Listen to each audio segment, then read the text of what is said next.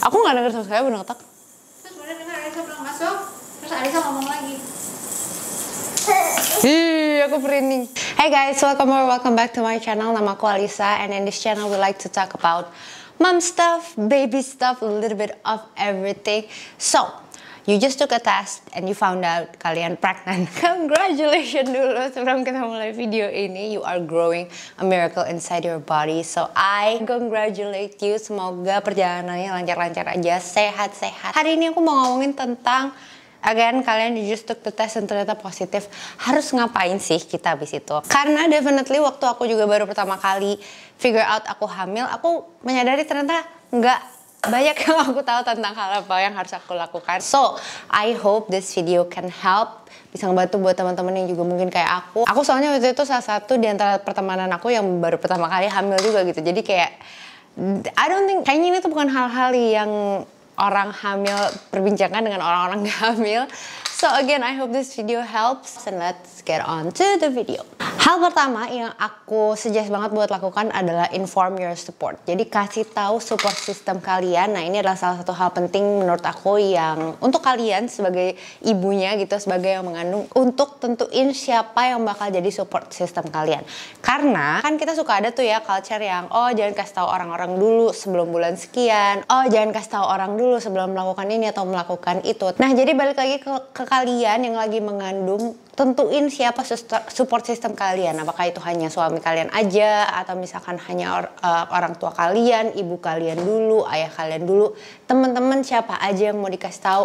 Karena pentingnya juga kalau misalkan amit-amit ada apa di perjalanan, kan kalian juga punya support system yang udah tahu dan bisa mengembrace kalian dalam suka ataupun duka di perjalanan itu. Tentuin kalian mau ngasih taunya kapan, ngasih taunya mau kayak gimana. Hal kedua yang aku juga suggest adalah untuk download aplikasi-aplikasi yang bisa ngebantu kalian selama di perjalanan kehamilan. Nah, ini udah banyak banget option-optionnya, tapi ada beberapa yang aku rekomen. Aplikasi pertama yang aku rekomen adalah aplikasi untuk ngitung hari haid kamu. Jadi sebenarnya ini aplikasi yang kalau kalian udah mulai mau trying itu udah di-download. Kalian track kapan kalian mulai pertama kali menstruasi dan kapan selesai menstruasi, di track terus sampai kalian nanti ternyata udah conceive atau udah hamil. Aplikasi untuk menstruasi yang aku pakai itu namanya Period Diary. Menurut aku ini tuh udah super jelas banget. Dia ada kayak period lognya gitu, dan dia ngasih tahu cycle length kalian setiap bulannya itu berapa lama. Jadi ini juga berguna buat ngasih tahu kalian nih kira-kira kapan kalian ovulasi, kalau misalkan kalian lagi trying dan segala macamnya. Habis itu aplikasi kedua yang aku juga suggest untuk download adalah aplikasi untuk pregnancy journey kalian.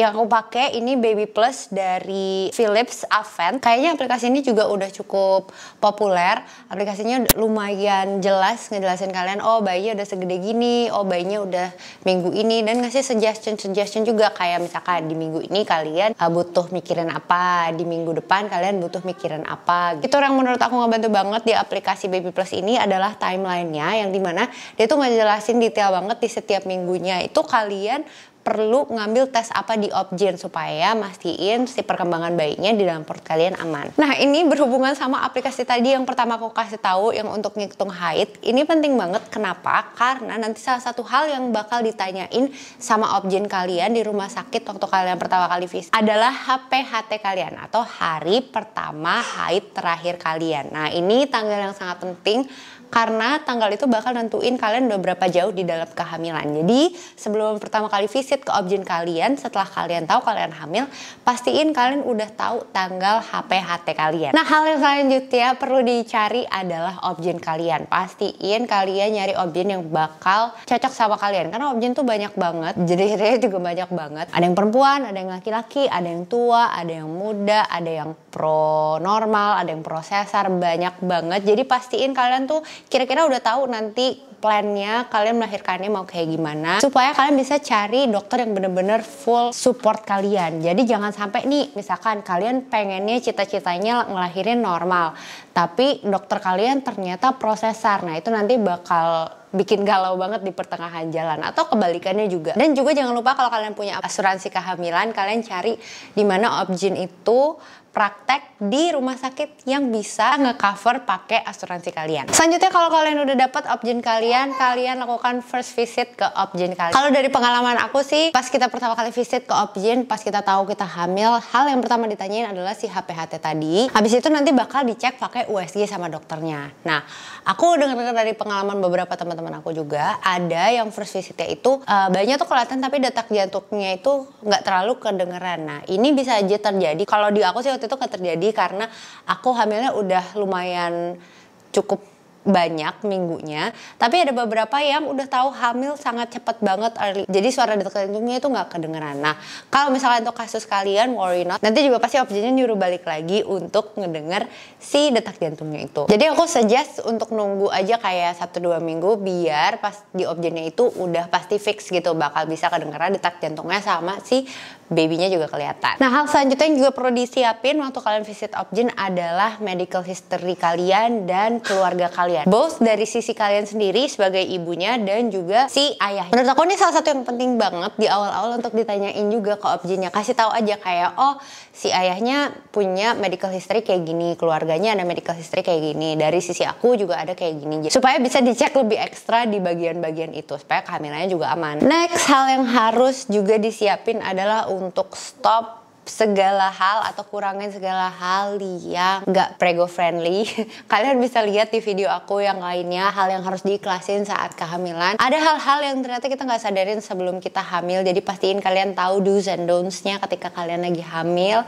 Apa yang harus dikurangin, apa yang harus dihilangin sama sekali, termasuk makanan, termasuk skincare, termasuk kegiatan-kegiatan. Jadi make sure you know that supaya again kehamilannya super aman. Hal yang selanjutnya juga harus dilakukan adalah minum vitamin untuk kehamilan. Nanti sih pasti opsinya juga kasih. Nah, ini berhubungan sama yang tadi medical history kalian dan family kalian, itu harus dikasih tahu sama dokternya supaya dia bisa resepin hal-hal yang kalian butuhin selama kehamilan. Next adalah untuk adjust olahraga kalian. Kalau misalkan kalian gak biasa olahraga, start mulai gerak kecil-kecil karena akan sangat berguna banget di kehamilan kalian nanti, apalagi pas udah masuk trimester gede, minggu-minggu gede, itu bakal super ngaruh banget. Atau kalau misalkan kalian udah biasa latihan, silakan cek kelas-kelas dengan versi prenatal kalian supaya kalian tahu modifikasi apa aja yang harus kalian lakukan di olahraga kalian itu kalau misalkan kalian lagi hamil. Ingat ya, anatomi badan itu sangat berubah saat kita hamil. Jadi pastiin gerakan-gerakan yang kalian lakukan dan intensitas yang kalian lakukan juga aman buat si baby. Terakhir yang harus kalian pastiin adalah ikutin rutin jadwal pergi ke option. Ini penting banget menurut aku karena aku juga ngalamin sendiri. Kadang-kadang ada hal yang kita nggak lihat di awal-awal minggu, tapi taunya di minggu-minggu keberapa spesifiknya itu ternyata ada apa gitu. Semoga enggak amit-amit enggak, tapi pastiin aja aman. Kalau di option aku waktu itu diharusin beberapa kali screening, namanya kalau nggak salah 2 atau 3 kali screening gitu, ada di minggu-minggu tertentu yang perlu ke fetomaternal. Tapi ini beda-beda sih setiap option, kalian bisa tanya option kalian masing-masing. Oke, jadi itu adalah hal-hal yang harus kalian lakuin kalau misalkan kalian baru tahu aja kalian hamil. Semoga hal ini bisa membantu dan menjadi hal yang informatif buat kalian. Again, selamat atas kehamilannya. Itu aja buat video kali ini, dadah.